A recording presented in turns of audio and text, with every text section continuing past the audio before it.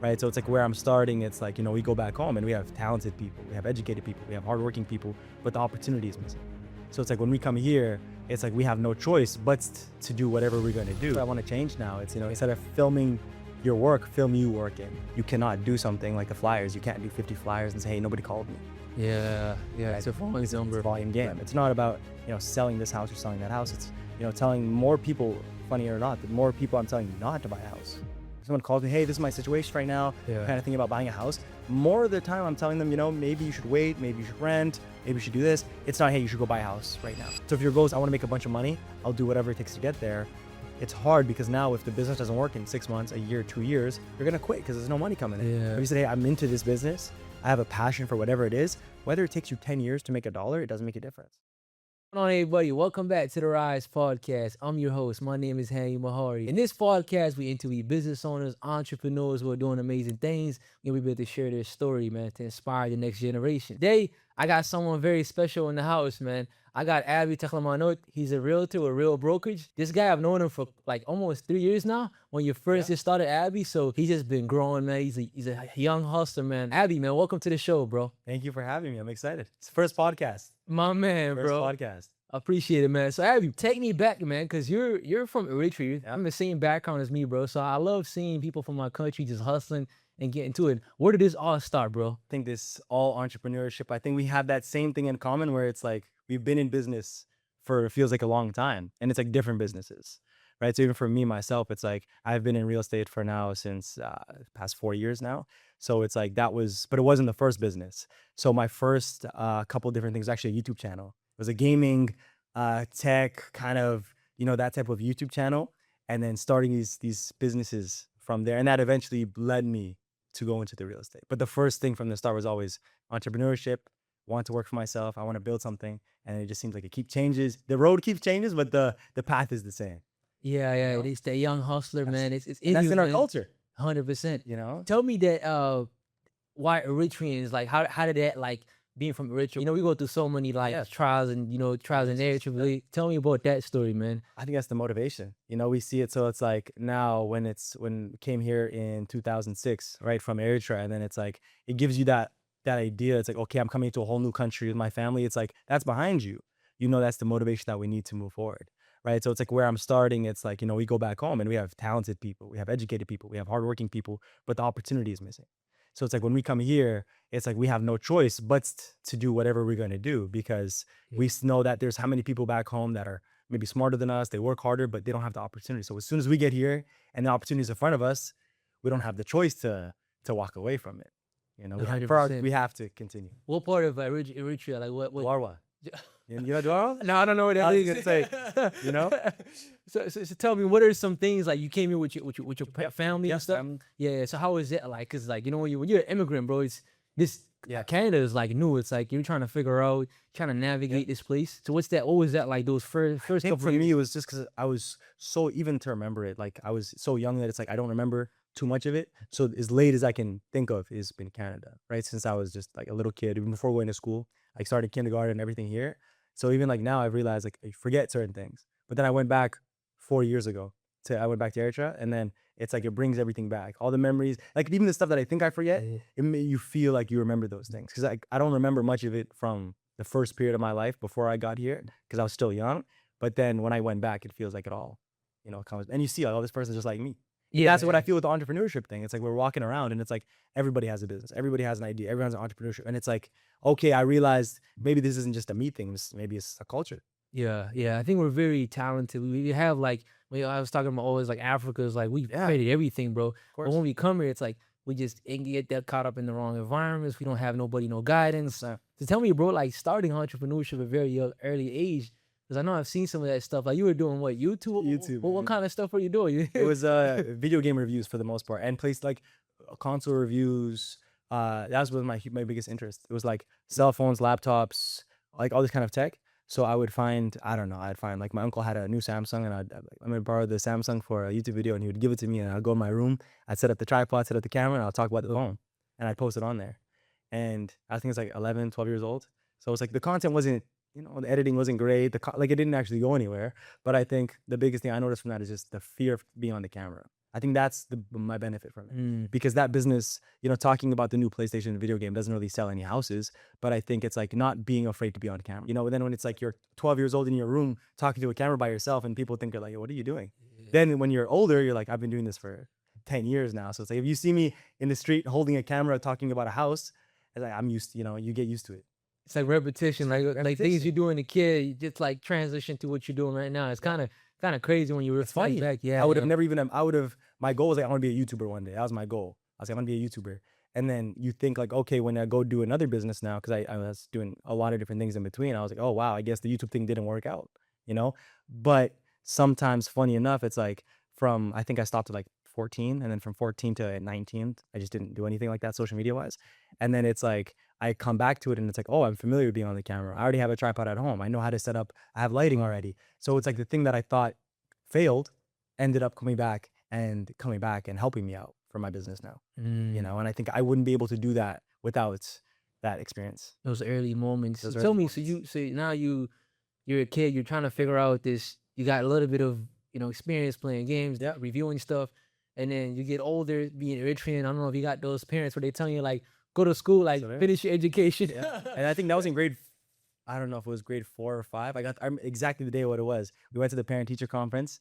We went to talk to the teachers, and then the grades came in, and my mom's like, okay, what's going on here? And then she put 2 and 2 together. If every day you come home from school, you're posting YouTube videos, when are you doing, like, Yeah. how's the work going? And I'd go do homework, but then I'd like do the homework really quickly.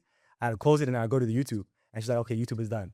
And I had to, obviously pull Yeah. back and, focus on school. Because same thing, like we said, our culture, we know that, there's a certain path, there's a certain way we have to go. And school's it's not a variable, it's not an option. It's what you have to do. Yeah, it's Right. already programming us like from a Programming very us. early age, because we coming from like third world country, people don't know like entrepreneurship. They don't really know like you can make money, think it's a scam. Like, people lot tell of you that that a stuff. lot, right? Right? Or it might not. The biggest thing I've noticed is the risk. It's like, you can do YouTube, you can do all these different things. And I've seen other people do it. They understand that, but it's the, what if it doesn't work out? So if you don't focus on school and you put all your effort into this business, the business doesn't work out, you have nothing to fall back on. Right? And we can't pretend like that risk doesn't exist. But it's like for me and you, we see the risk of, this business might fail, and what do? We still jump into it. Yeah. And I think that's what it is. The courage of just saying, you know what, I hear what people are telling me, that it's risky, this might not work, but there's only 2 things we can do. Either we can listen to that advice and say, hey, you know what, let me pull back, or we can say, hey, let's jump into it and let's try to make it work. So tell me, bro, like when you got into, I'm guessing you finished high school now. Yeah. And then I guess you got like you went to college as well. University. Oh, U okay. of M, yeah, for business. Oh, okay. So tell me a little bit about, and then how did you transition into the real estate? Tell me a little bit about that. I think a lot of it was seeing what I wanted to do, right? So it's like when I was going to these classes, even going after, it was like, it's kind of following without knowing where I was going. So I was like, oh, high school's over now. September is when university starts. Most of my classmates are going to university. So let me just it was like a very following path. There was not much of conscious effort. And I'm like, what do I want to go study? Business. And I thought that it does have to do with business, but I was more focused on statistics class, accounting, like these kind of more ingrained, topics about business, not the overall thing. And then I was looking at social media. I was like, okay, what other businesses can I do? What other business can I start? And then I saw on TikTok, I saw another fellow Habeshat in Washington. He was doing real estate. And I was like, real estate, you don't look like or when I think of a real estate agent, I was like, yeah, we look the same, So it's like seeing somebody, it's like, oh, you look like me, you look like us. You're doing real estate, okay? And I DM'd him and I was like, hey, I'm 19 years old, I'm in university. What can you tell me about real estate? And he just gave me a lot of advice. And his name's Omar Rashid. He's in Washington. And DM me all this information, like, here's how you can do it, focus on social media. And then I started focusing more on that. I started working towards the license. And then I got to a point where it started crossing paths, right? So I was being in university class, and I would get a text message, hey, Abby, I saw the house at 123 Main Street. Can you show it to me? I'm actually not too far. And then I'd leave the class. And it was not a big deal, but eventually some of the professors were like, hey, I see you coming to my class. Then you would just leave. And, we can't have that happen. And then I spoke to my mom about that. And she's like, okay, very simple thing. Just stop real estate and focus on school. And I was like, I actually have the opposite idea. I'm going to stop school and focus on real estate. And it was the same conversation we had when I was 13 or 14. It's like school or business. But this time at 19, it's a little bit different because now I can say, you know what? I feel like I can do this. I feel like I can jump into it. And funny enough, I had one of my professors, he was like, what are you doing when you keep leaving? And I'm doing a showing. And it was kind of just like, he was very much like, you're just lost. And I get it. And I was like, because you can't balance 2 things forever. So I was like, okay, let me take the jump and let me go and do this, She took the leap of faith and just The leap of faith.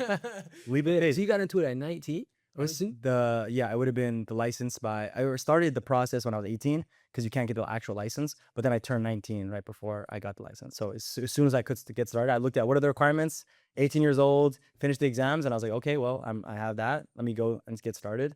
And then I started interviewing people, asking people different questions about real estate. How do I get into it? And then a lot of people gave me guidance and they were like, okay, here's some advice here, and people that I didn't know anybody in the real estate, industry, Yeah. but then it was calling people. And Shiraz is actually one of the people that I called. And I was like, I'm 18. I don't know anything about real estate. And he stayed on the phone with me for 30, 45 minutes. And Wow. I wasn't even in the modules. I wasn't getting my license. I was just thinking about it. And he was explaining things to me. Yeah. And I was like, okay, this is something I can see myself doing. Yeah. And the thing is, you gotta find people who are doing the things you want, Yeah. and then like listen to them. Because sometimes we feel like our parents or our teachers be telling us, but they don't actually have the results. Like I think you look at a teacher, they make like 100K a year, 50K. I don't know what that minimum was like. Bro, you're telling me to listen to this person doesn't even have the results that I'm looking for. And then when you look at the business side of potential, it's like unlimited, right? The money is just as much as you Yep. put in the work, You get out. it's you know what I mean. That's what it is. But tell me, man, how did you find those first customers, man, in real estate? Because that's like, because you said people you already doing showing, people already Yeah. had interest. So I how did you? think it was because of the team. So a lot of it is like when I first joined, there was a team, right? So the team had different agents. They had 3 or 4 agents in the office. And then I joined under the team leader who has his own, team organized. He brings me on and he's teaching me, right? His name is Nigel Nolan. He brings me on his Nolan Group team. He brings me on teaching me all this stuff about real estate. And then the clients he gets calling him, calling the team. Mhm. He's like, okay, Abby, I have somebody you can work with and she's leading me. So here's how you do the paperwork. Here's how you do, here's how you bring them information. And and then it's like learning from those first clients that are from the team. Those clients weren't coming to me directly. They're coming to the team and I'm just a member of the team. Right. And then just from there, it's just like one person, another person. You Yeah. keep taking those calls, learning from him. Learning from him, learning from like people on team. And then the big question was, okay, how do I get my own? And that's when it changed from after a year and a half, 2 years. I was like, okay, being on the team works, and how do I be an individual agent? How do I get people to call me directly? And I was like, okay, I can do a lot of these different things. And that's when the social media thing came back in my head. And I was like, okay, let's get back into it. Let's focus on the social media and let's see if I can build a brand where people are going to call me directly. And they're going to say, I want to work with you, and then that's give me that motivation to continue pursuing that, building a brand instead of focusing on, one lead or one customer or one client. It's just building a brand first and they come to the brand. Yeah, because I know you got a pretty big following on social media. Well, when you first started, though, you didn't have big on a following. You just kind of built it out. One With my person. Insta, I had a different Instagram page. I restarted for some reason. Yeah, I thought I had like yeah. 300 or 400 followers, and I just said I got to start by 0. So I just made a new account and I started by 0, and I just built it from there. Yeah, and then just from there, it just snowball effect. Yeah. Just one person, 2, 3. Tell me about the real estate market, though, your journey so Yeah. far. So you started off just helping essentially families and trying to For the navigate most part. that part. So how is it like to be a realtor, bro, on a daily basis? 'Cause that's not, 'cause this All is, over the it's- place. you know what I mean? So tell me those early moments, man, when you're trying, like, cause it's easier said than done to be like, yo, like I want to do this, but now you do full time. Now you're on That's it the other every thing day. too, and quitting the job, it feels like it's felt like the same thing where it was like I was Yeah. working at, Tip Top Tailors. Have you heard of it? It's a suits store. Oh, okay. John Keniston selling suits. And then the customers coming in, doing my thing. And then same thing, I was working. So I was kind of trying to balance both. And then quit, went into the real estate. And then when I went full time, that's when things changed. Because now I have no other job. I don't have university. That gave me the ability to now have Monday to Sunday, every single day is focused to this business. And that finally gave me the ability to see what I have. Right. Because before I can say, I can only do this outside of my job. I can do it outside of my university. But then when I finally got the license, did a couple months in the business, I was like, okay, I feel confident enough living at home, not having too many expenses. Let me jump out and go into the business fully. And then once I got the full, ability to have my schedule opened up, that's when it was like it skyrocketed. That's when I'm able to focus more on social media, focus more on the clients. And then it felt like a real business. It didn't feel like something I'm trying to do. Yeah, yeah. That's when it changed. So you just kind of just took the leap of faith. I'm just gonna jump into it, and then tell me too, how did you discover like your client base, or how did you like? Because social media, you tapped into that marketplace. You find out how to like get people's attention, Yeah. and then convert those into like customers. And that's one of the biggest challenges people face is I like, think so. I'm getting eyeballs, but how do I Convert. How do I get those people to come? You know what I mean? I think it's the intention. The intention of Yeah. the video. And it's like the difference between reviews and the difference between actual, engaging content. It's going to be selling the real estate. And that's why I try to, there's creativity and then there's certain ideas that I think fall outside of that, right? So if I was to go in front of a house and, wear a costume and dance, I'm sure it'd get a lot of views. But then I'm thinking like, you maybe do those clients view that video and say, hey, does this guy know anything about real estate? Can he help me? Can I trust him? And then now I'm getting all the views, but I can't convert. Where I was like, okay, if I can make it more fast paced, informational, very quick, and still keep their attention while still, looking like I know what I'm talking about, then they can say, okay, I can trust this guy. I know him, I like him, I trust him. Okay, let me give him a call. But I know that I can't do that unless the videos are all not only bringing value, but teaching them something too. Because I know if I have a long 35-minute video about pre-approval, they're not going to sit through that. But if it's a 30-second TikTok in front of a nice looking house, it can capture their attention to the point where they say, okay, I keep seeing this guy on I always get I keep seeing you. Yeah. And then I called you. It's never, I saw you one time. Yeah. It's, hey, every day after work, I'm on TikTok and I keep seeing you. And then I have a question about this. Can you answer that question for me? So it's like, it's just being on their mind. Right. You kind of just, you're just getting them a reminder. It's like, bro, I'm doing 1, 2, 3. Hello, I'm here. Yeah. Cause content doesn't work. You don't upload 100 and you think you're good now. It's like, you gotta do so many reps to give people's attention. And that's why I kept track of it. I have a notes thing on my phone. It was like video number 1, video number 2, video number 3. And I'm still doing it. I'm at like 400 or 500. Every day I wrote, I'm like, which video I'm at. And I wanted to see it because I saw the first 50 videos, 60, 70, 100, 200. Like they weren't really doing a lot. They weren't getting any views. They weren't getting any likes because no one knew, like it wasn't going anywhere. And then I wanted to write it down so I can see, okay, look, I've already posted 200 videos. And I was like, I feel like I've sunk all this time and effort into it. So I got to keep going. I see that all that effort that I put into it, right? So that made me realize, like everything in this business that I've learned. And we talked about last time, it's like, you cannot do something like the flyers. You can't do 50 flyers and say, hey, nobody called me. Yeah. Right? It's a volume number. It's a volume game. Yeah. And I think real estate is like, because I'm in the real estate space as well. It's a big market. It's like, I think one of those things where people get. I think Robert Kiyosaki is like, most millionaires come from real estate, right? Sure. That's like a proven thing. That's why everybody is in like this market every single day. Of course, there's a lot of real estate agents, a lot of investors. So like, how do you differentiate yourself as a person who's posting these houses or just on social media? So for you, your value proposition is like consistency and just showing up and doing it every single day. Every single day. Because bro, that market is like, I've seen some of your stuff, bro. It's hitting like we're talking about 50K, 60K. Now it's like, you're going worldwide now. A little bit. People are coming by, and I've had people where they were like, I was in India before I got my work permit, and then I followed you for 2 years, and then when I moved to Canada, I still kept in. It's like people that I've kept in touch with when they moved across the world, and I'm like, this is amazing, because they see the content they're engaging with. But even like we're talking about like real estate creating millionaires, like that's even more common in Canada. But a lot of things it's not from real estate agents. A lot of that is just appreciation in the equity in their homes. Yeah. So, and I think that's a lot of times people see that. And like, in Canada, most of the millionaires are from real estate. And it's like most of those people, they're not investors. They're not real estate agents. They're just, people who bought their home when they could. It's appreciated. Maybe they bought some rental properties, possibly. But a lot of it is just time in the market. Instead of, like we always say, time in the market, time in the market, right? They've had a house for 30 years in an area that's appreciated. And then they've, grown that wealth that way. It's not because they were consciously like, how do I find the next deal? But even when it comes to the social media side of it, I think a lot of it was seeing that if I keep posting and if people keep seeing it, it's like, it looks somewhat similar. So all my videos look almost the same. It's the front of the house. It's me standing up. So it's when they see it, they know it's the same guy. It's the same video.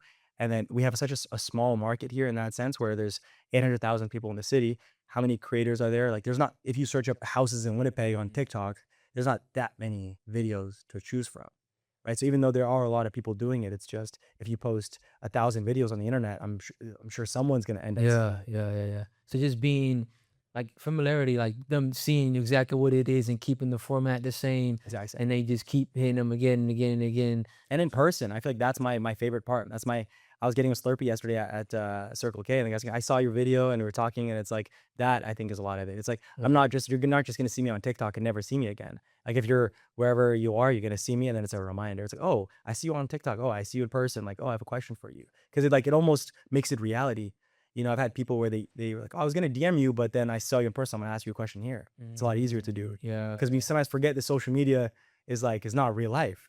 We're actually people in real life, whatever it is. So it's like it shows people like, oh, you're actually out doing business, doing whatever, going to the gym, whatever it is, and having something in common. And it's like the social media starts that relationship, but it continues in person. No, 100%, bro. Tell me, bro, the business aspect of like running this, just being a realtor, bro. Because like I see there's a lot of realtors in the market, but tell me, like, how do you navigate that aspect of it? Like, you got to deal with showings, you got to deal with finding deals, you got to deal with people and the social media. Yeah. Like, how is that like? Because It's some days I don't know how many hours you It's probably crazy. working. But I think it's time management a lot of it, and people are most times able to. So I know like okay, if I'm going to focus on something that's not in front of the clients, it's two separate things that I put it. It's what I have to do in front of the clients, what I have to do, for the business itself. If I'm doing social media, if I'm doing admin work, that kind of stuff, I can do it 5 in the morning. I can do it 10 at night. I don't have to do it during the hours where I'm actually have to meet the clients. And I know, generally between let's say 4 and 9 p.m. people want to go view houses. So if I have some social media content to do, I won't do it during that time. I'll make sure that all the time I have where people want to meet is available for the people that I have, the clients that I'm working with. And then the downtime early in the morning, late at night, where I'm not talking to anybody, I can do admin, I can do content creation, I can do social media, but I don't want to spend the time that I have in between my clients to do those kind of things. I want to make sure that all the time that I have, meeting with clients face to face is, conscious with them. Yeah, 100%. So structuring your day like where it's like, you're optimized. You're not just Yeah. like running around and then you're just trying to post right now. Yeah. You know what I'm saying? Trying to go for a viral video, So tell me, bro. Recent. We just heard the recent news, bro. Cause you were Real Brokerage. Yeah. I think one of my I was telling you a favorite guy is Sharon or something. Yep. Was one of the owners back in the day. I really like the guy because he's from India, fundamentals like business principles. Start So from the bottom too. Like that's what I'm this saying. story is insane. Crazy, crazy. So tell me, bro, how did you when you got into that brokerage? What made that brokerage different to compared to like other brokers? What was like your deciding factor? I think it's them coming into the market, right? So we came here about, I believe, 2 years ago in May, right? So it's like when we come into the market, it was a company that's already, had the foundation built in America, and then they're already in Alberta. They're kind of expanding into Canada. So now that they're coming into Manitoba as a brand new company, the biggest thing is the name hasn't been built yet. A lot of people are asking, what is this company? And then when I joined with the team, I joined with the team altogether, right? So we joined in the first week of May. So one of the first few people to go into the company was us and our team, and some of the other people that were already in place there, the brokers, some of the other agents there. And then the biggest thing was just the community being built, driven by the people that are focused on it, right? So we have Jesse Peters, we have Addison Erosion, we have people that are spending the time to actually bring the brand here, right? And then once Mm, you see people are believing it, and it's actually, people are following certain values, the community is there, people start to, tend to come on and say, okay, well, I see what's being built here. Let me join on and let me see what I can learn from this. Doing mm. business a different way. It's not a traditional, brick and mortar office, focusing on technology, focusing on now AI, right? So now we have different AI programs. It's focusing on the future of real estate instead of being stuck in the past.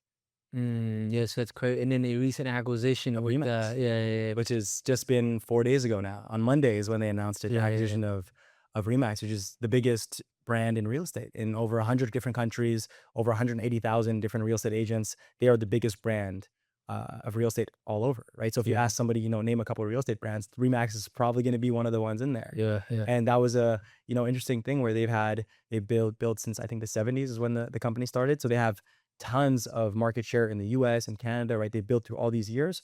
But unfortunately, as things continue, they start maybe lacking in technology and AI and some of this new stuff. So you can build that business, but now when you're starting to do a lot of they would do a lot of third party for AI and different types of technology for the business. It wasn't actually in house. Where Real, the company's focused on technology, it's focused on the future. So now it's a perfect partnership where there's a legacy brand, there's a new company that has technology, innovation, and they're coming together and building something even greater. Yeah, man. So that's a big cash file, man. It is. Yep. That's a big cash file, man. Yeah, when you talk about some of those people with the real, you could tell like Addison, Yeah. very, very nice dude.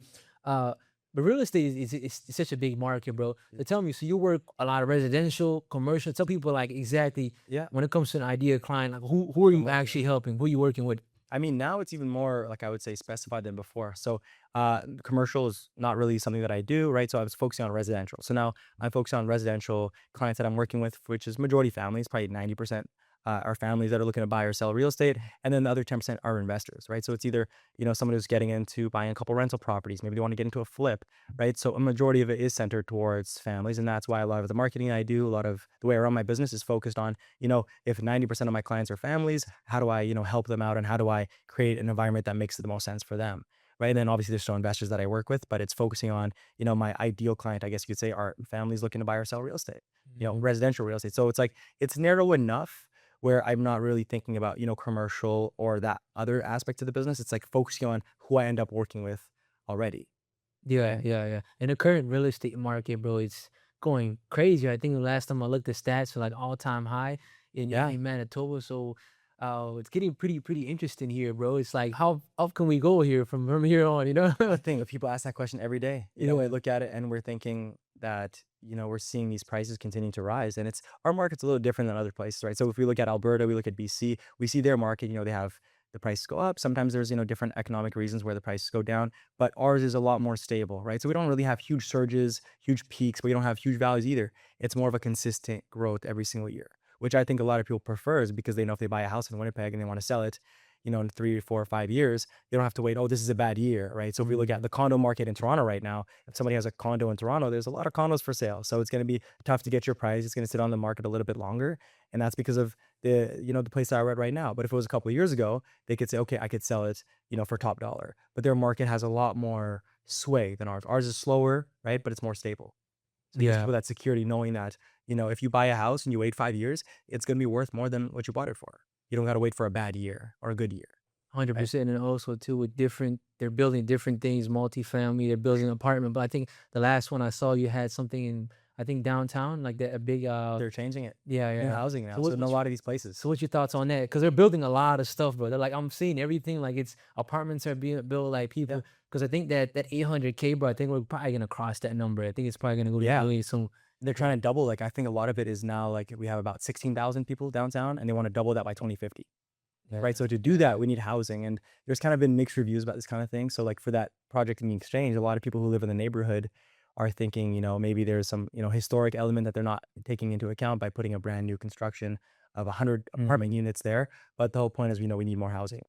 Mm-hmm. Right? So we need more housing in downtown to bring people over, but then we have, safety concerns. We have other things that need to be done, but that's for the whole city to grow. Right? And that's why I think it's good, especially for a project like that where it's a mix of private and public money. Right? So there's private Yeah. investment. There's also there's grants that are being involved to build a lot of this housing. So it's not one way or another. What's that project? How much is that? What's that project like? It's in the millions, Oh 25. yeah, I think it's probably closer to like 40 million, I think. But it's a mix. There's private money and there's also grants as well. So it's not all Mm. one way. And that's why I think they can stretch it even further. So it's not the government building all this housing. There's a lot of private investors that are coming in and they're putting their money in to invest it. Same thing like Portage Place or any of these different places that are trying to build from the downtown going out. Right. Like if you see most other cities, it's probably one of the most expensive real estate markets. You go in Toronto, you go in Vancouver. If you go to the downtown core, it's very desirable. It's very expensive. But for here, it's kind of the opposite. People want to kind of get further away from it. So if we focus on the downtown core, make it a more of an attractive place to live, right? We have the Yeah. heart of our city thriving. And also too, they're trying to make it more affordable. I feel like they're trying Absolutely. to, but then what happens is that people who don't like the people who have been living here for so many years, you see the crimes, Of the course. I think it's all perception, but I've grew up downtown my whole life, bro, and it's like, there's still days where you're like, I'm still alive, man. Like, it's not as bad as like people would be like, say, tell like, I think so. how do you live downtown? This and that. It's like, bro, it's at the end of the day, man. You get when you look up the street and you're like your own brother and sister is looking up to you. I don't think they're gonna harm you as Of much. course. I don't know if you study like history. Winnipeg, like 10 to 50 years ago, it was crazy, bro. You know what I mean? And Like, I think it's probably the best time now, right? If we look, yeah, that's a perfect way to think about it. It's like, has Winnipeg ever been safer than right now? And I don't think so.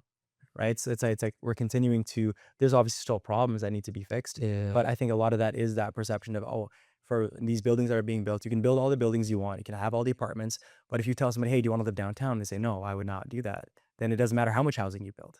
But I think now with the people that are open and they say, I would love to live downtown, because a lot of people like that, but I can't afford it. That's why they're focusing on, adding in mixed income housing. So it's not all these apartments are going to be, set at a market rent where, nobody can afford it, because they still want people to live, people who work in the neighborhood need to live there, right? So it's like focusing on the people that are already in the neighborhood. I think what the city got to do, but I don't really like to get too much into that. It's like figure out a way to make the businesses survive. I don't know if you've seen like Absolutely. those businesses getting like crushed down, like burnt.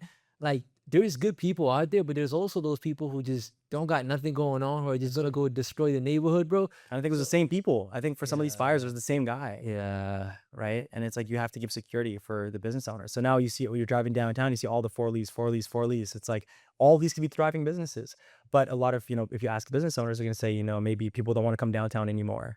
People don't want to live downtown anymore. So maybe they want to go change to a different place. I've seen business owners who used to have a business oh, yeah, downtown. Now they're moving to Osborne, they're moving to Corridon, whether it's safety. And I think that's a huge, huge part of it, yeah. right? So it's like my favorite my favorite restaurant in the whole city is on Sargent.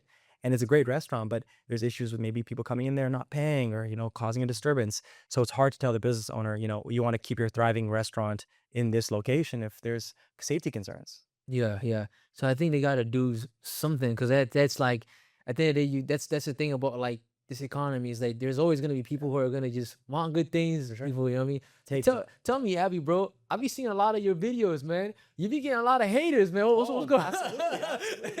absolutely. Tell me, bro. Cause you got, I mean, when your videos are hitting Yeah, 100K, 200K, like 300K, like people are gonna want to talk and of have their course. judgment. So how do you kind of navigate that? Because yeah, I'm seeing like it's oh like this house is worth 200K. It's only worth 50K. Oh, it is. Yeah. So what's the I think I split it into two things. It's either the comment is true or it's not. Right. yeah. So if I post a house for sale and let's say somebody says this house is only worth 150,000 and I have 4 comparable sales that show it's worth 450, I don't really regard that comment too much because I know it's not true. But if somebody like for that video I posted in the exchange, if someone says, hey, forget building housing, we have a safety concern. There's no groceries there's no grocery stores in a walkable area. That's not really sure it's a negative comment, but it's not a not true comment. Right. Mm, So if there's people that comment certain things about the video, about the topic, and it's true, or there's certain concerns, okay, I would never live in this neighborhood because it's dangerous.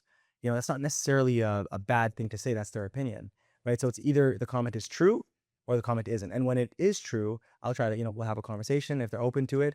But you're right. There's sometimes where it's just random. You get it. So you're saying perspective, like you gotta have different perspective. Like For sure. let the hater have his perspective, and let Yeah. this person who has a positive perspective let like What are they hating on? Are they hating on yeah. me? Is it the video? Is it the topic? Is it the city? I think a lot of it sometimes comes down to the city, the topic. Sometimes they'll talk about me, but I think it's like if I post, hey, this is my favorite neighborhood to live in Windsor Park or in Winnipeg. I grew up here and I enjoy it. And someone says, hey, Winnipeg's a very dangerous city. I would never live there.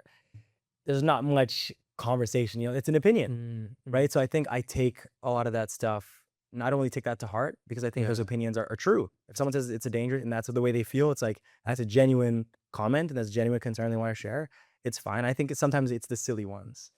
Yeah. Those are the ones where it's like, I don't know. Like, we get we But that runs the algorithm though. I think so. And you know how Zuckerberg and these guys have ran it. It's like the more people interact, For sure. the more your video gets to more reach, right? It's Yeah. like once 100 comments are coming in, I know you probably got 500. That's how you know That's all your insane. videos viral now, right? It's like it's kind of crazy, but the way the algorithm works is like people are really trying to go, what I mean, to put the negativity here, the Oh, positivity. absolutely. So it feeds off that, right? It feeds more off negativity, I've noticed. If you have a positive comment, it doesn't get a lot of likes, it doesn't get a lot of replies, but people know, especially now with the little like count. Before you just put a comment and Yeah. it's in there, but now people have, oh, I want to get a lot of likes on my comment. Let me say something crazy. Let me get a lot of replies. So now they're incentivized to say something crazy to get those replies, to get those likes. They might not even feel that way. They just want to be the number one comment on the video, 100%. you know? To tell me too, bro, because I think sometimes people don't know is like when you look at the market in Toronto, Calgary, and these different markets, when people are saying these things like, oh, it's too expensive. But when you look on the other side, it's like if you pay 400K here, other side is 800K, right? Absolutely. So tell me about that perspective, bro. And when you're talking to families or people, or because when I look at the social media, I'm looking at this like Vancouver. I'm like, oh, this house is going for a million. Like, Oh, say a yeah. house over here, you could get. So it's like the perspective is like it Huge. has to change, right? I think it depends on where they're moving. So if I have clients coming in from Vancouver, like I had one the other day where they bought a house here, they're like, "Yo, this is dirt cheap," but it's like no, that's compared to Vancouver, right? So if we compare it to these different markets, Winnipeg is still one of the most affordable cities, especially at the size that we have. It's not a small town. Right? We have 800,000 people that live here, and it's still readily available, like readily affordable. With the mid to low 400,000 for a detached home.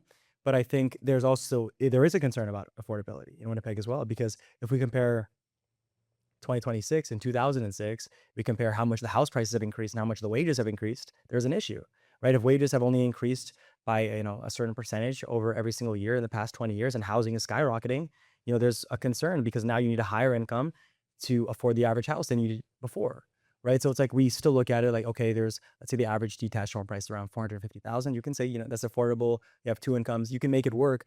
But if the incomes aren't rising, for the people that live in this city to afford that house, it doesn't matter what price it's at. Yeah, yeah. So it's essentially like pick and choose which one do you actually want to. Yeah. So when you're dealing with these clients, you're essentially your thing is like showing them like what's the best outcome for them, like what's Exactly. like your family, what you are, your goals. So how do you navigate that when you're working with these clients? Like what's like you might see a bunch of houses, you might Being show 'em brutally honest, like yeah. insanely honest. And that's, I think, what I take pride in the most. It's, there's nothing wrong with walking into a house and saying, this house is not for us. It's not great. There's issues here, there's issues here. And it might be great for somebody else, right? Like if you're somebody like Hanny and you have a business where you can, work out these different deals, it's different than somebody who's like, a single mom with some kids who's like, oh, I can't fix a house. I can't, I don't have any connects to call somebody to fix it. So it's like, it might not be the wrong house, but for the wrong person, right? Yeah, It's yeah. not for that person that's looking for it. And why is that so important? Because a lot of people, man, they tell you one thing, bro, but it's not the truth. Like being transparent in business Absolutely. is like, I think we talked about is like integrity is like Absolutely. it has to be there, bro. Because Yeah. at the end of the day, of course, you got a license, Yep. but it's like it's you. You're the character, right? You're the Yep. person who's like walking this client through this house, Okay. and when they 400K, you be like, that's not a lot. It's like that's their money. It's hard work, earned Absolutely. money they're about to put in and about to buy this house, right? Yeah. So why is that so important? But when you're dealing with these clients, like really just breaking it down to like being honest and truthful, because everybody can easily sell you a house. I think I've had someone who was like, oh, this person sold us this house, and Yeah. like we had an inspection, this, and that. But it's like, oh, did you actually get? A reliable person that actually sell you this house. And I think a lot of that is the trust in you, right? So if I have a client coming in and say, hey, I had one earlier today, he said, hey, Abby, I saw this house. It's, near where we're looking for, and I think it's a great price. I was like, okay. So I pull up the comparables, I look at the numbers. I'm like, no, this is not, it's like $60,000 over what it should be worth, right? What they're asking for it. So it's like having that conversation, like, hey, like I see you guys like it, just to let you guys know the price is high, right? So we're gonna go in there with that mindset, because at the end of the day, they're not hiring me to open a door for them. They're not hiring me to just see me. They're hiring me because they want my opinion. They want to get some information. They want to figure out if their decision they're making is proper. So if there's somebody who's, very experienced in their field, if they're a doctor, if they're a dentist, if they're a mechanic, whatever it is, Mm, they know exactly how to fix a car. They know how to be a doctor. They know how to be a dentist. But when it comes to housing, they're like, I have no idea. So it's like, mm, then they can rely on me and say, hey, I'm really good at what I do. But when it comes to this, I don't know anything about a house. I don't know anything about the market. So it's like, what can you tell me about it? And then now my job is to give them all the information and explain it to them. It's not about, selling this house or selling that house. It's, telling more people, funny or not, the more people I'm telling not to buy a house. If someone calls me, hey, this is my situation right now, I'm yeah. kind of thinking about buying a house. More of the time I'm telling them, maybe you should wait, maybe you should rent, maybe you should do this. It's not, hey, you should go buy a house right now. Yeah, and 100%. I think a lot of people think their house is an asset, which is like, because they want to live in it, and you maybe got a family and stuff. I think even where I grew up in, bro, it's like I know everybody like they might see a lot of your videos, but that's a nice house. Like I Of want to course. live here. When you look at it, the financial, you look at the numbers, property tax, and all that. And we got different strategies in real estate. I know you Yeah. work with investors too, Yeah. but my whole thing is like, especially the business that I'm in right now, is of course we work with a lot of investors. We do a lot of wholesaling. People be like, yo, that's not what it is. That's not. But at the end of the day, it's like we're solving a problem, right? Absolutely. We're finding distressed properties because at the end of the day, in business, it's how you make money on the buy. Yeah. You can find something at a good price and sell it to an investor, right? And save them all the cost and you let them know, of course, be transparent with Yeah. them. So tell me, when someone is like, of course, when you're being transparent, which I like, my boy, it's like, why be honest with them, knowing that okay, these are the numbers. Yeah. And look at okay, these are things that go into it. Of course. And how do you determine that valuation? Because as an investor, my whole thing is like, I rather focus on acquisition, find Yeah. these deals and work with investors who have capital, whether we're gonna flip them, whether we're gonna put them back on the market to resell them. And of course, when you flip them, now a family's probably gonna get into it, right? So Yeah. Of everybody, I think everybody plays a position in real estate. You got course. your real estate license, guys, you got your wholesalers, your mortgage specialists. Everybody plays a certain Inspectors, lawyers, lawyer. I mean, appraisers. You have so many people in real you're a estate. construction guy, right? So, Absolutely. but people would just jump into this field to be like, yo, I want to like own my first house and this and that. So, what's that process like for you? Because we're in a business model where it's like everybody wants to buy something, but education is not really It's not really is not really there. what we think. And I think even like looking online, a lot of times people maybe look at information and, like even with wholesale, a lot of it's based in the US, right? So a lot of the Yeah, real estate information online is based for people in the US, and a lot of it's, can work back and forth, but there's going to be some discrepancies in between. So it's somebody calling me saying, hey, I have some information online that I found, or I checked AI, whatever it is. What do you think about this? And then having an actual conversation. So depending on who the person is, it's reputation, right? So it's like, it's always making sure that whatever the question they have, they call me. They know that the person they're talking to is honest, telling them the truth, and is looking out for their best interest, even if that means not necessarily pursuing the business. So if someone calls me, like I had somebody call me, say, hey, I'm thinking about selling my house. Okay, why? We go through the reason, and then we come down to it, and they're like, oh, I shouldn't sell my house, should I? And I'm like, no, you shouldn't. Right now, is that the thing to do for the business? No, I'm in the business of selling houses. But at the end of the mm, day, mm, that's not the way, there's not the way to do it. It's more about building a reputation, building a brand. So if I'm talking to somebody and it makes sense to sell or to buy or whatever, let's do it. Absolutely. We can work together. Let's do it. But if we look at something and we say, you know what, this doesn't make any sense.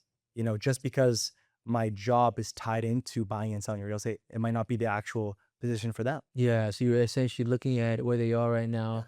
Because sometimes people look at, let's say someone calls you, got a house they own for 10 years. They're like, oh, now they know they got equity in there. Of Now course. it's like, this is where, Where it's at. this is where it's at. Compared to someone who's like maybe 2 years or maybe like, oh, I want to sell because I want to make money now. It's like, Yeah. bro, look at your mortgages, look at your tags. Like there's so many things that go into it that it can cost you a lot, right?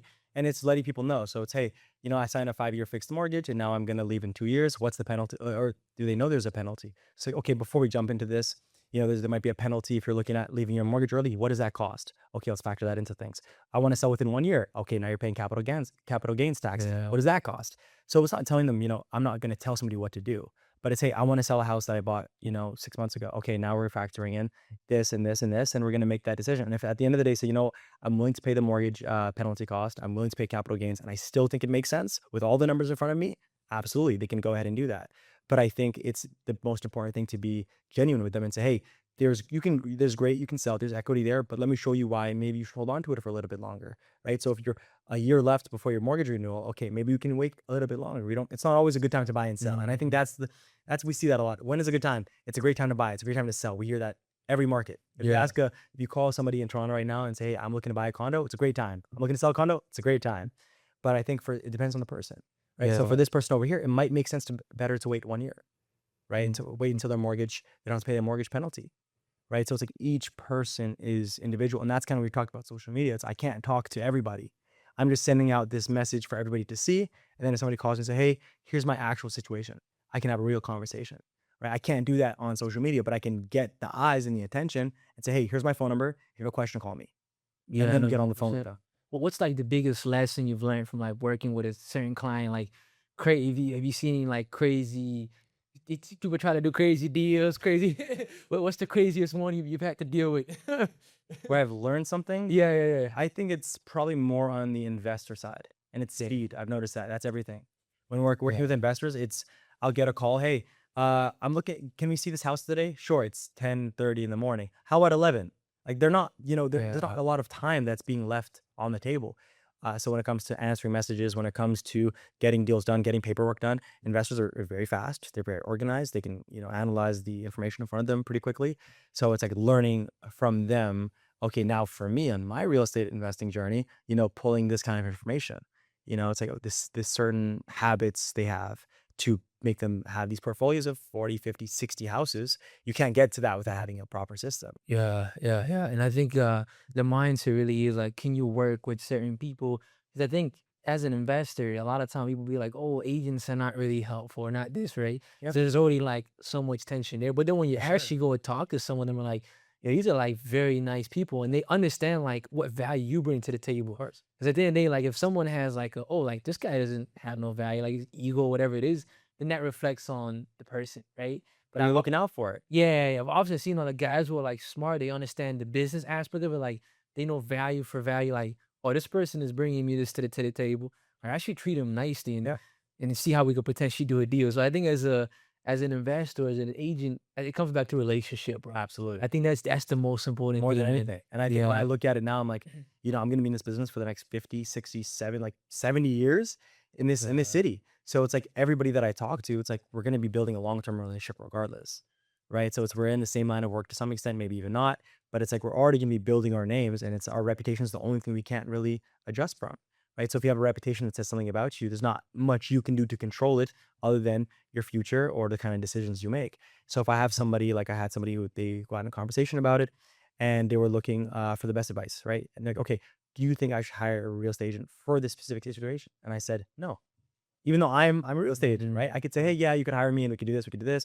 I'm like, no, I don't think it makes sense. I think it's better for you guys to go through the lawyers. It's cheaper, faster. You don't have to get you already kind of figured out where it's at. Sure, you might need a couple information. You might need, okay, we need some comparables. We need a little bit of guidance on certain things, but they don't need a lot, right? So for that certain situation, I can say, you know what? It's probably cheaper to just go to the lawyer, pay the $1,200 to $1,400 for the lawyer to do that transaction for you and let them go ahead and do it. Because now you're going to save money in your pocket, right? Yeah. Because that's maybe not, again, going into the business side of things, but it's reputation.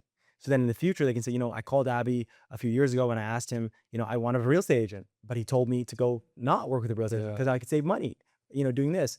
And it's always because I want to make sure that at the end of the day, does it make sense for the person I'm talking to? And I can't give general advice, but if somebody calls me and I can see, what they need, I can say, here's the best route for you to go to, even if that route isn't You me. gotta be transparent, man. If you're not transparent, people won't even like it's just or it's just Abby. It's another treat you like Another another realtor. guy, you know what I mean? Another realtor. You know what I mean? That's why sometimes like mindset wise, like that's why I'm like, so now for me, it's like I don't want to deal with like a lot of realtors. I'd rather just deal with like 2 or 3 or 4 that are solid. Then I know, okay, because the more people you know, it's like now you got like 10 people you're messaging every, you know what I mean? But it's good to like follow up, build relationships, and reach out because we always, tend to do that. But then you just find out who you should work with, who you should not work with.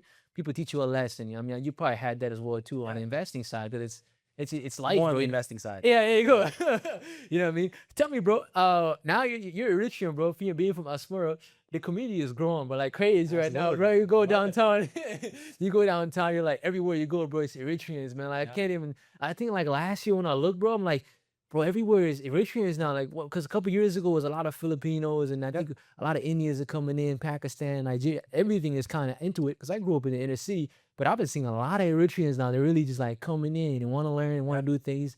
Tell me, bro, how is that like, man? And just the Eritrean community, because I know you've given some things back to the community as well. It took a couple years ago with, Congratulations. Like certain like athletic stuff with different soccer camps and stuff like that. And I think it's different. So it's like whether it's just for the community as a whole, right? So if I'm sponsoring like a soccer camp for kids, that's not really related to the business as much. It's just giving back to the community.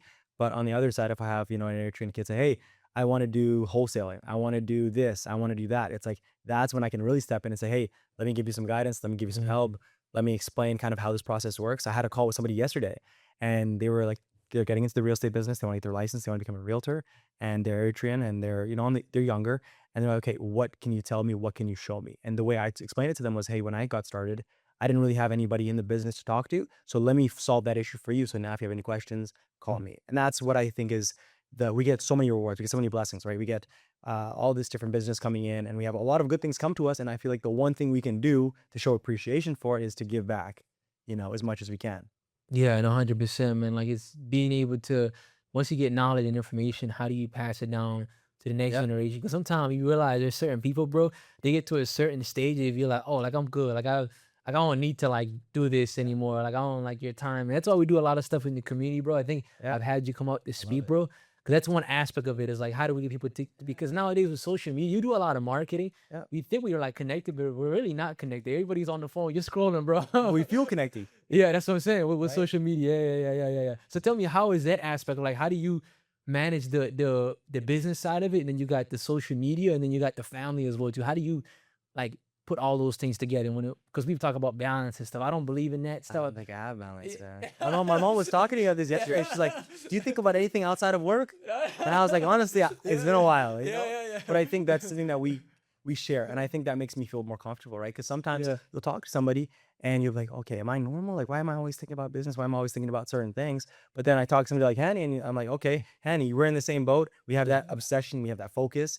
And then I say, "Okay, this is normal. There's other people that are very, this it's an interest, right?" So it's like I think it's more than like a job. For me, it's a hobby, it's a pastime, it's an interest, it's a job, it's my relaxing, right? It's what I enjoy doing, right? So if I Yeah. have a day where I'm working with buyers, working with sellers, I'm working with my clients, and I finally get home, I'm gonna relax, and then I can go start my social media because I enjoy creating the videos, I enjoy talking to people. I don't look at that as work. I don't look at that as get home, let me sit down. I look at that. Okay, now this is my chance to. Let me try a new editing style. Let me see if I can. It's like my fun creative time. When you in it too, you're like, so you're editing your own Oh, videos. absolutely. Yeah. Damn. So you. 430 videos, I think we're at. Wow, bro. Man, I'm like, you know what? I gotta just outsource this stuff. I'm a kind of guy. You get to a point, because you edit so many. Now you're like, man, you already know the structure of how it looks. But I think that's it goes into your creativity, right? There's a certain way you probably want it to come out, especially with the marketing and ads. So tell me, bro, how have you like? Who's like your biggest person you probably look at when it comes to social media? Like, because just a lot of big influencers who like really just set that foundation. So who's that person for you, and how did Real you? estate space? I'll probably say just the marketing in general. Like when you got into the marketing aspect of it, like who do someone that you really like this guy is nice. Like you know what I mean? How did you figure that out? I think there's so many that do it differently, and I think that's what it is. And I think we look at how they're doing it through their social media, what type of content are they posting, And I think for the people that I see who's creating content that I'm like, okay, this is what I see is not only working, but we look at the biggest brand, Ryan Serhant, right? We look at somebody who has millions of, engaging followers that are watching this. And you look at his vlogs, YouTube, Instagram, and there's a reason he's the biggest brand as an individual basis is because he's built it in that certain way. And I think even when I was first getting started, I'm watching his videos, I'm watching his content, and it's like, it's not only that it's entertaining, but it's relatable, right? Because somehow he can sell a $250 million house and then feel relatable to you right after. And I don't think many people can do that mix well. Yeah, so it's really just like showing people that lifestyle, but also like documents and that whole Yeah. thing. Because I think a lot of time I think I was listening to I don't know if it was Hormozy or Dan Martell. He's like a lot of people create content instead of like documenting, you know what I mean, the work that they're doing. You know what I And mean? that's what I want to change now. It's, instead Yeah. of filming your work, film you working. Right. I've Mm. seen that a lot now where and I think things change on social media. Before it's, it's like always back and forth. It's clean cut, high quality editing. And now it's, pull out your phone and then it's going to switch. It's going to go back and forth, right? Of what's the trends and but I think people want to see the behind the scenes. If I go and post, hey, this house just sold, they're like, okay, great. But if I'm like explaining the story of how it happened or what kind of obstacles we had on the way there, it's more entertaining because they get to see the real deal. Oh yeah, I think the other day I saw a young kid, bro. I think he's an Ethiopian kid. He has like he's doing like Clothing. the clothing design. He makes it. Yeah, yeah. But it's amazing. Yeah, what you think about It's that? amazing. And I think that's somebody like outside of everything. I think as a Yeah, creator itself, that is that's the inspiration. that's 'Cause you crazy. see him and he's creating the content and it's nothing but his creativity. It's completely just his creativity and he knows how to create content in a way where it's not to get views, it's not to get attention. It's just he loves fashion. He puts it out there and it's the most And amazing it's all thing. handmade, It's all bro. I think handmade. that's the thing. I'm like, when you look at these companies, Balenciaga, Yeah. Gucci, like how much they put thousands and people buy this stuff, Yeah. right? It's just all like it's not even brand anymore. It's just put an influence behind it, put Yeah. Kim Kardashian, put this big person, and Let then them boom, do it. and then just equity goes up. I think it's the same. I think it was Hormozy was the one explaining the difference between like building an actual brand. People think like, oh, it's colors, it's this, but it's like what Nike and these guys have actually done is they take the athlete like LeBron James, and then they take him and they put him as an endorser, and then now you feel like you're buying LeBron because you're not even buying Nike anymore. Yeah. You know what I'm saying? So I think when I look at marketing, I'm like, yo, these guys have just realized like it's not even the product anymore. It's just how can you get someone that's an influencer, someone people actually look up? Because when you wear a Nike shoes, now you're like, yo, I feel like I'm LeBron now. You know what Yeah. I mean, even though now he has a name tied to it, but it's like, so it's quite interesting how I look at marketing. And so with this kid, bro, I can guarantee you, like, if these guys reach out to him, they probably try to steal his his Yeah, work. and I saw in the comments there's brands in there and stuff. And they go And I on think it. somebody like that, it's because it's authentic, right? When I'm scrolling, I see it. It's like you can tell he's not doing it to build a No. company to sell it and exit. No, he's doing it because he loves fashion and he likes it. And I think even the way it's obviously shot on a cell phone, there's no big lighting, there's no expensive cameras, so people see that, and all they see is this guy and his love for fashion. There's no Mm. producers, no editors. I don't even think those videos are edited. I think it's just a video clip and then music.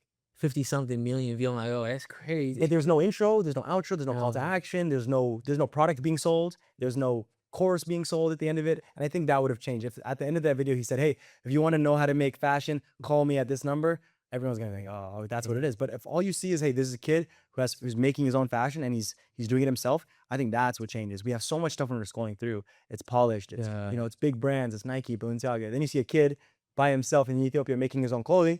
I'm like, okay, we have to watch this. See, there's no, see, just straight raw. Like you feel like you're watching some sort of documentary from That's what it back in feels the day. like. You know what I mean? And then when you look at like people from like not from Africa, when you look at it like who's this kid? It's like, bro, when you look at actually Africa, we're like very talented. We've already got the skills. We've already got, but it's like we don't have the creativity. But this kid already found like, And now he has the ability to publish it because if this kid did this crazy. 50, 40, 100, whenever it was, there was no social media to show this stuff. Yeah. So he could have been just as creative. He could have had just as good fashion, but nobody outside of his community would have seen that. But now he just got to set up his cell phone, hit record, and it's not the hashtag.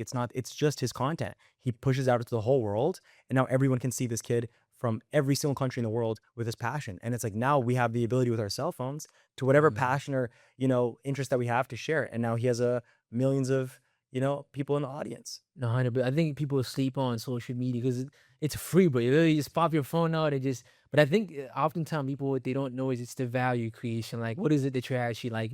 Well, because sometimes too, you look at people. I was watching the other day, like people look at the rumors, they look at the news, celebrities. that stuff, like, it gets impressions, that goes viral. But the people who create value, like, you're talking about real estate, Yep. like solving problems, like creating businesses, that stuff is like gets overlooked, but it's like, but this stuff it gets way more growth. So how can we like, Yes. so what I'm trying to do right now, especially with the communities, like I'm trying to like put this up more, like the entrepreneurship, like the growth mindset, people coming together, connecting, learning, like growing. I think that's what, because when you look at our community sometimes, bro, there's a lot of like people talking about you, like a lot of Yeah. negativity sometimes. Oh yeah. So I try to like stay away from that as much as Of course. possible. Cause sometimes I be going like people just be talking about this person, that. But I'm like, bro, let's talk about how we can grow, how we can invest. Cause as Eritreans, as people coming from Africa, it's like, bro, we have everything. It's just like, but why are we lacking behind? Because we're not coming together to actually uplift and want to talk about one another.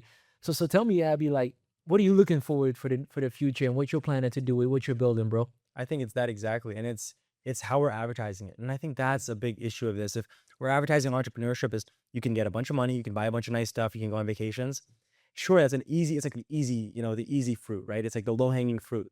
It's, hey, you're gonna make a bunch of money, it's gonna be super easy, you're gonna make all this money, you're gonna have a great life. Oh, I want to sign up for this, but that's not a genuine approach. But that will get you a lot of views. And if you want to sell something, that will get you a lot of sales. So if you said, I'm gonna start a course of how to be an entrepreneur, it's gonna cost $100. And the only advertising you do is if you want to buy a Rolex and you want to buy a Lamborghini, join my course. It'll work. Yeah. But if you said, hey, I'm going to teach you about wholesaling the Winnipeg market, they're going to be like, I don't really care about that, because you're selling the actual, what you're teaching, not just the results of it. Right. And I think a lot of it that I've noticed now is it's kind of focusing a little bit too much on the results instead of the actual work in itself. Right. So if your goal is, I want to make a bunch of money, I'll do whatever it takes to get there. It's hard because now if the business doesn't work in 6 months, a year, 2 years, you're going to quit because there's no money coming in. Yeah. If you say, hey, I'm into this business, I have a passion for whatever it is, whether it takes you 10 years to make $1, it doesn't make a difference. Yeah, this stuff is hard, man. I think Very. people don't need like it's to door knock, to do flyers, to do marketing. Like, I mean, in the beginning, but it's just it's tough, man. And now I you're think it needs to be. yeah, Right. And I remember every day I'd finish around 5 or 6 o'clock and I do my cold calls for an hour or two. Hey, my name is Abi Teklehymanot. I'm a local real estate agent in Winnipeg. They're like, please do not ever call me again. I'm having dinner with my family and I hate you. And I'm like, oh my God. And I have to go to the next call. yeah, And I have to go to the next call with the same happy energy. I can't let that. And I think those things are good, where even when I was doing door knocking actually around here. I was doing college pro painters. Hey, we do painting and exterior painting, get off my property. Right. But yeah, it teaches you something. It teaches you it's not personal. It's a business thing. It's, I don't want you here. It's, you called the wrong time. It's whatever it is. And I realized when I answered these calls, I'm like, what was the issue there? They're having dinner with their family and the real estate agent is calling them that they don't know.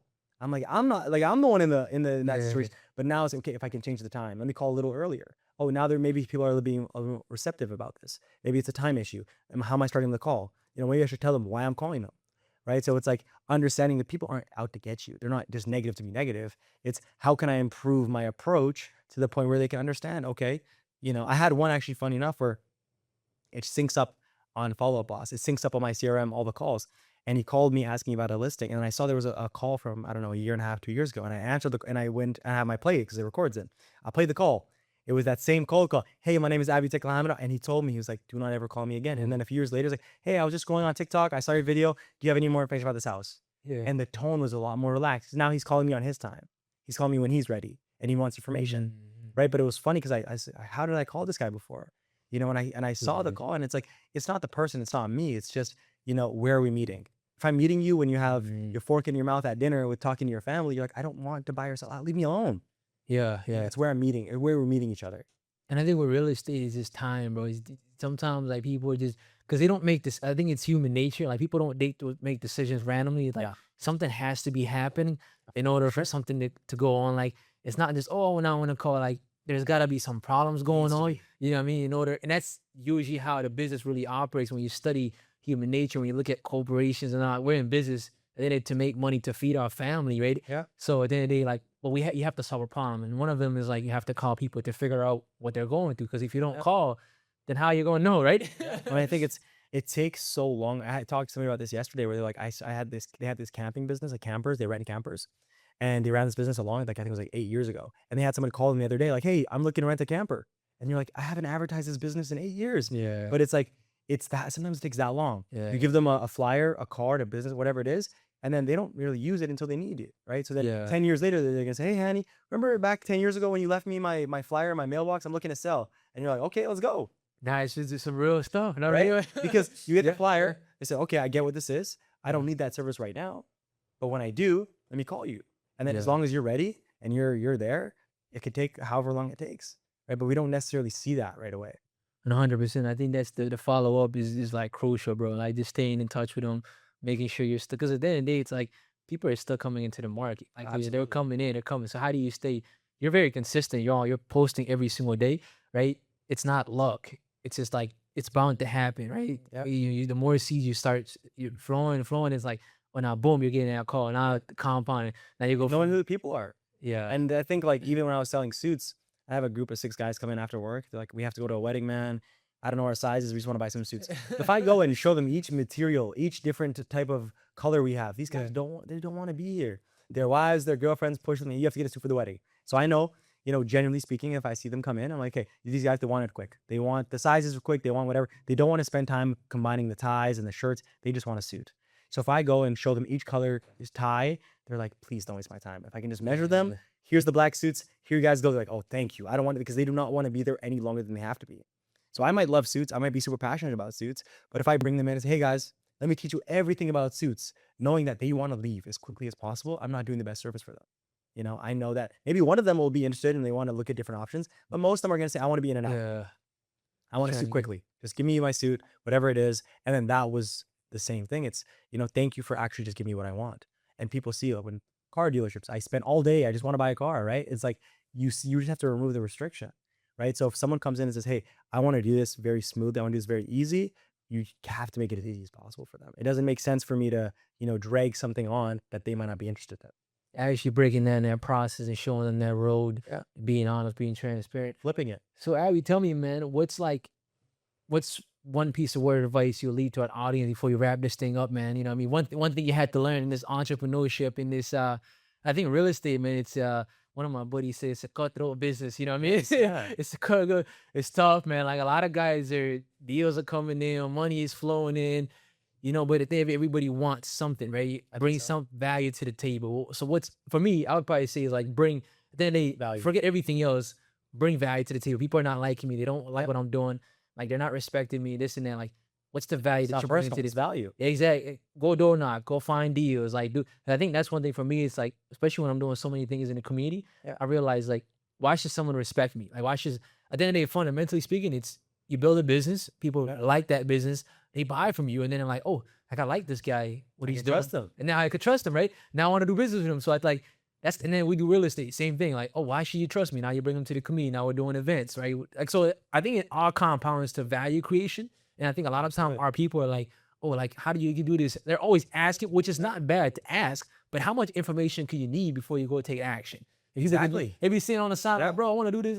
Like, bro, I already told you to do this. It's on YouTube. It's on AI. It's up to you to go do it and then come and sit on the table, right? That time to execution, I think, is key. And I think the idea is, the longer the idea sits there, for me, like when I have an idea for something, it's like you have to do it done quickly. And sometimes it might not be done the best way. Like if I say, I have an idea for a video, okay, well, my videographer is not available for 2 weeks. I get my tripods in my car. So it's like, it might not be the easiest thing to do, but I think just the time is huge. And like last time we were talking about, the time and not getting the exact reward and still to continue. But I think now it just comes down to faith too. Because if you have, your faith and you can kind of have your baseline in that, you don't worry about, other outside things. You do the work you can, right? If you heard the thing like, you can't pray for the bus and not run, right? You can't pray to catch the bus and then walk. It doesn't work that way, right? So it's like, I think we control. We build content, we build systems, we build a brand, but there's certain things you can control outside of that. And that's where, for me, I found peace is where my faith is, my faith in God. And that gives me the peace that I'm going to work as hard as I can every single day. And then that's where I am. I can't do everything myself. I'm going to work as hard as I can. And then you have to meet somewhere, right? And I think having the faith of like, I'm doing things the right way. I'm doing things with integrity, a good reputation. I'm being humble, being honest, doing business the right way, right? Using our faith, right, as the backbone of it makes it so I'm doing the right thing and you can continue building something that you're proud of. It's not just about money. It's not just about status. It's something that you can say, hey, I built this business for how many years and I'm proud that every single day that I showed up with my faith first. 100%. So you're pretty much saying you reap what you sow. Like there's things that you do come back to whatever you do, because you can't control the market. Just do it and then just let things kind of unfold. Like don't wait for the results. Like just Because that's the destination is gonna happen, but are you planting those seeds? Are you Yeah. being good, being honest? How much has you into like you big into faith as Oh, well of too? course, yeah. Yeah, I know because also Eritreans, man, they always tell like, Absolutely. you know, come to church what's up? Yeah, yeah, exactly. You know what I mean? Right? So, because for us, like especially when we grew up, bro, like I used to know a lot of guys back then. We used to go to church just to like have fun, play around. But then as you get older, you start really digesting the word. You start really listening to it. You're like, bro, we gotta start being wise, man. Like the things that we're actually learning from, we actually study the Bible, we actually read it. Like it's a lot of it is like just wisdom, right? And so, what's like your favorite Bible verse, the favorite thing that you live by, bro, the mantra that you live by when it comes to just faith and just 'cause that's something I'm very big into. Like right now, I'm reading Psalms, so I'm like, Okay. I'm really just digesting the word, right? I'm just like making sure I'm like reading my 10 pages. I'm Yeah. actually making sure like I'm actually doing something where I'm not, let's say if I'm not even going to church, like at least I'm reading the Bible, at least I have Yeah. the word back in my head. I know that I'm living by it. Because sometimes people go to church, but they don't really live it.